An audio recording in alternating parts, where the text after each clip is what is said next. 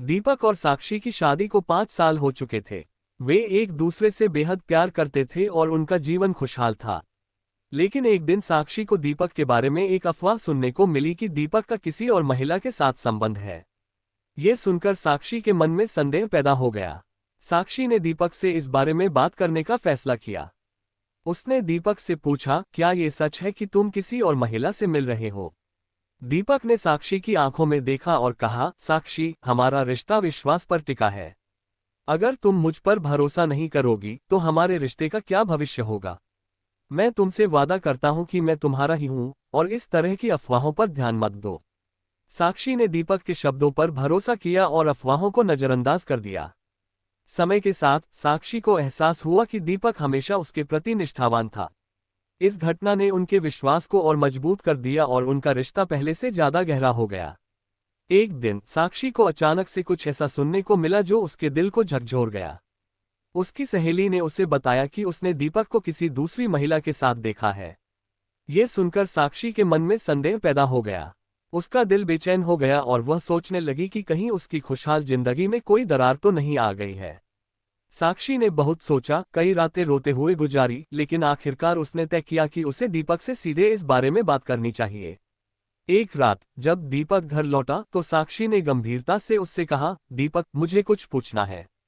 क्या ये सच है कि तुम किसी और महिला से मिल रहे हो? दीपक ये सुनकर हैरान हो गया। उसने साक्षी की आंखों में देखा जो संदेह और दर्द से भरी थी। वह समझ गया कि यह अफवाहें साक्षी के दिल को तोड़ रही हैं।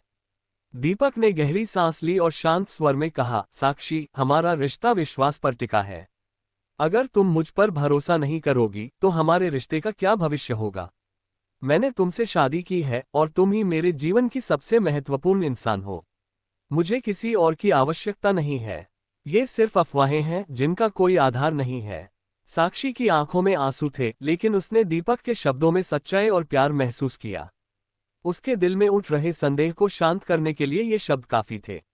उसने दीपक की बातों पर भरोसा किया और वह जान गई कि अफवाहों पर ध्यान देना उनके रिश्ते के लिए हानिकारक होगा। कुछ दिनों बाद साक्षी को ये भी पता चला कि उसकी सहेली ने जो कहा था वह पूरी तरह से गलतफहमी पर आधारित था। दीपक उस महिला से किसी काम के सिलसिले में मिला था और इसका उनके निजी जीवन से कोई संबंध नहीं था।